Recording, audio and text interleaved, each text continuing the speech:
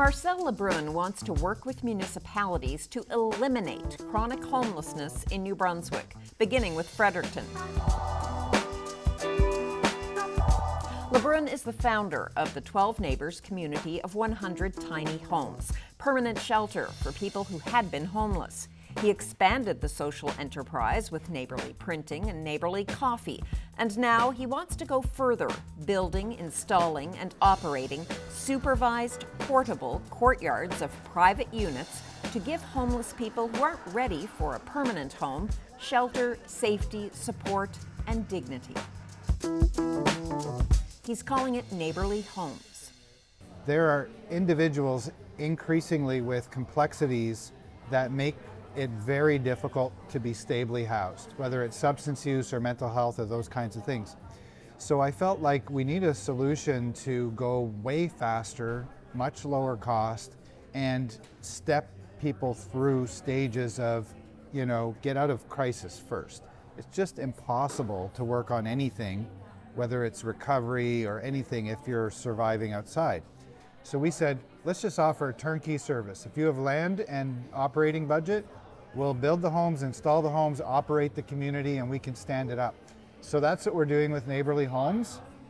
And in Fredericton, I want to get us to zero, or functional zero.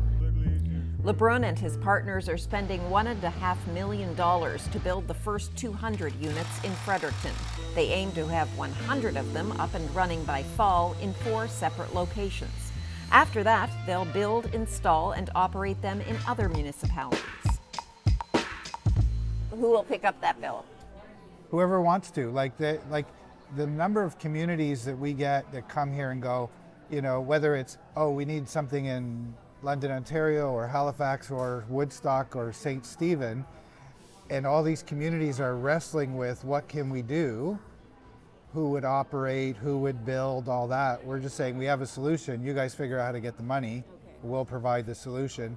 But for my city here in Fredericton, I've said I want to go further, and I'm going to build 200 houses. Let's work together to figure out where to put them. I don't like the term NIMBY because it kind of blames the community, but people have legitimate desires for what their community is like.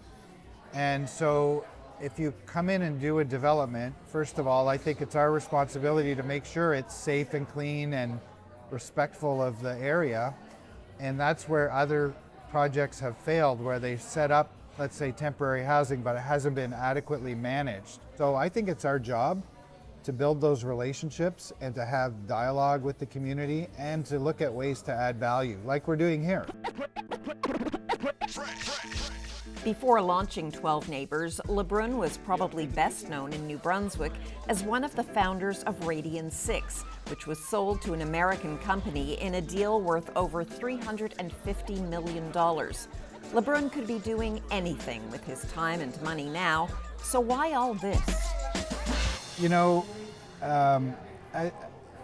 It's interesting. When I was a kid, my dad was a grade 7 educated, worked from 14 years old till retirement for the same company, making eyeglasses, but he always built stuff in the basement.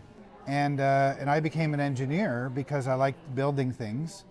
And when you build, builders solve problems. They go, here, how do I make this, da-da-da-da, and then you solve that problem. LeBrun's passion for finding solutions to problems doesn't happen from behind a desk. He's very much hands-on, in person, from building the homes and units to developing relationships with community members and others he works with. Excavating, it's like hey, Bob. Bob the builder. He was one of our carpenters. And he's here because he just found out we have a Reuben sandwich in the cafe. So he was like, I'd come more if you had a Reuben. I said, oh no, we have the best Reuben anywhere, you gotta come. So he's gonna order a Reuben, I guarantee it. Anyway, so what I'm getting at is, if we could all just recognize that, like an archaeologist who finds an artifact in a dig, they see it there, but no one else can tell. It's all covered over in dust. And then they dust it off, and then all of a sudden something beautiful emerges. That is in every person. but you got to take the time to dust it off.